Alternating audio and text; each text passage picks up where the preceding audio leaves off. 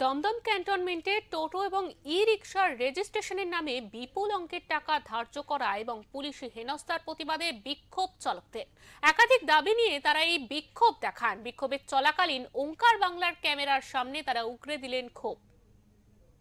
রবিবার দমদম ক্যান্টনমেন্ট হেলথের মাঠে টোটো চালক এবং ই রিকশা চালকদের বিক্ষোভ। টোটো এবং ই রিকশা রেজিস্ট্রেশনের নামে বিপুল অঙ্কের টাকা ধার্য করা এবং পুলিশি হেনস্থার প্রতিবাদে এই বিক্ষোভ বলে জানান চালকেরা। সরকার ধার্য করেছে সেটা আমাদের পক্ষে দেওয়া সম্ভব না। আমরা খেটে খাওয়া মানুষ, দিন আনে দিন খাওয়া মানুষ, আমাদের পক্ষে এত টাকা দেওয়া সম্ভব না এই মুহূর্তে। ওনারা যদি পারেন টাকাটা কমিয়ে দিক আর আমাদের টাইম আর একটু বাড়িয়ে দিক, যাতে আমরা ওটা দিতে পারি।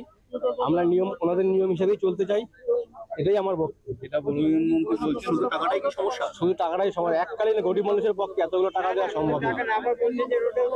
আবার বলছে যে আমাদের যদি নাম্বার প্লেটও থাকে কিন্তু মেন রোডে উঠতে দেবে না, আমাদের গাড়ি চালাতে দেবে না মেন রোডে। তা আমাদের এই লোকালের মধ্যে তো প্রচুর গাড়ি, তা সবার লোকালে কত টাকা আমরা ভাড়া মারবো? নির্দিষ্ট কোনো আয় নেই। এই টোটোর মাধ্যমে চলছি। বাড়িতে বাবা আছে, মা আছে, বাচ্চা আছে, বউ আছে। 500 টাকা 600 টাকা কামিয়ে আমরা কি করবো? আর পুলিশ যেন হ্যারাসমেন্ট না হয়। পুলিশ ধরে, মাঝে মাঝে ধরে জিজ্ঞাসাবাদ করে, আটকে রাখে, চাবি নিয়ে নিল।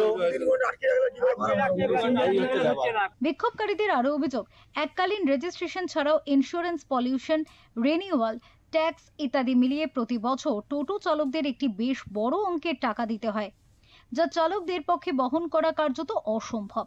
পাশাপাশি এই পরিস্থিতিতে বেশ কিছু দালাল ঘোলা চলে মাছ ধরতে নেমে পড়েছে। তাদের অভিযোগ, যে অঙ্কের টাকা তারা দালালদের দিচ্ছেন সেই অঙ্কের বিল তারা পাচ্ছেন না। তাদের অভিযোগের আঙুল মোটর ভেহিকেল আরটিও অফিসের বিরুদ্ধেও।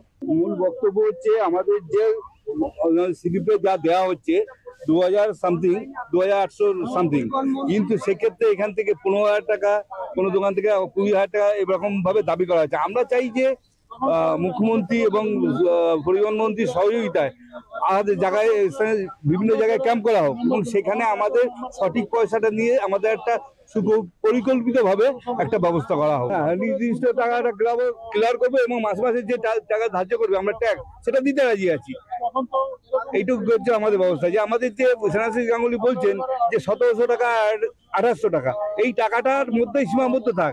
উনি বলছেন 1 টাকাও বাইরে দেবেন না, কাউকে দেবেন না, কিন্তু কার্যক্ষেত্রে 15,000 টাকা, 18,000 টাকা, 20,000 টাকা, 25,000 টাকা এরকম ভাবে দিতে হচ্ছে।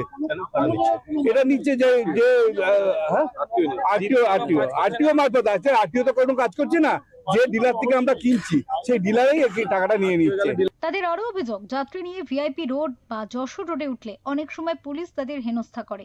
এসব সমস্যার সুস্থ সমাধানের জন্য তারা সরকারের উপর ভরসা রাখতে চান। নির্দিষ্ট রুট তো এইভাবে হয় না। টোটো অ্যাকচুয়ালি আমার বিভিন্ন রকম, এখানে আমার নিউ টাউন, দমদম এই সার্কেলের লোকে মানে যা টোটো চালকরা আছে তারা যেন এই সার্কেলটা, আমাদের Dum Dum circle, new town circle, এখানে সব ছেলে আছে, তারা যেন এই বেল্টের মধ্যে চালাতে পারে।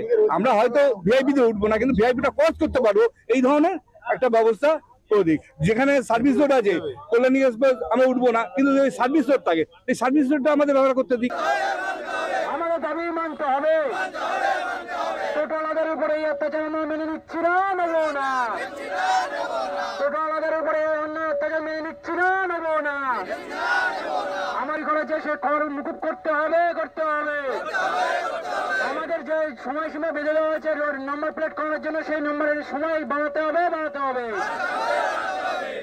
তাহলে দেখতেই পাচ্ছেন বিভিন্ন দাবিতে দমদম ক্যান্টনমেন্ট অঞ্চলে যে টোটো চালক এবং ই রিক্সা চালক তারা আন্দোলনে নেমেছেন এবং তাদের যেটা বক্তব্য যে সরকার থেকে এই গাড়িগুলো রেজিস্ট্রেশন করার কথা বলা হয়েছে, তাতে তাদের কোনো আপত্তি নেই, কিন্তু রেজিস্ট্রেশন বাবদ যে অর্থ ধার্য করা হয়েছে, অর্থাৎ এককালীন তারা যেটা জানাচ্ছেন যে 2800 টাকা প্লাস 1300 টাকা এটা এককালীন তাদের দিতে হবে। এছাড়াও ইন্স্যুরেন্স এবং যে পলিউশন এবং অন্যান্য যে খরচ, তা সব মিলিয়ে কিন্তু একটা বিশাল অঙ্কের টাকা হয়ে যাচ্ছে, যেটা কিন্তু এই টোটো চালকদের পক্ষে বহন করা খুব কঠিন। এবং তাদের বক্তব্য যে মুখ্যমন্ত্রী যেন এই ব্যাপারটাকে সহানুভূতির সঙ্গে দেখেন এবং সরকার যেন বিষয়টার মধ্যে স্বচ্ছতা আনেন।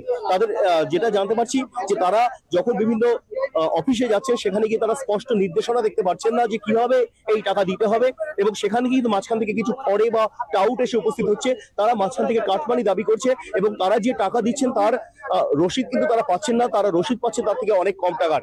এরকম বিভিন্ন অভিযোগ এবং দাবি নিয়ে তারা কিন্তু আজকে এই বিক্ষোভে সামিল হয়েছে এবং তারা সরকারের কাছ থেকে সহানুভূতির সঙ্গে বিষয়টিকে দেখার আবেদন জানাচ্ছে। শান্তনু বন্দ্যোপাধ্যায়, ওঙ্কার বাংলা।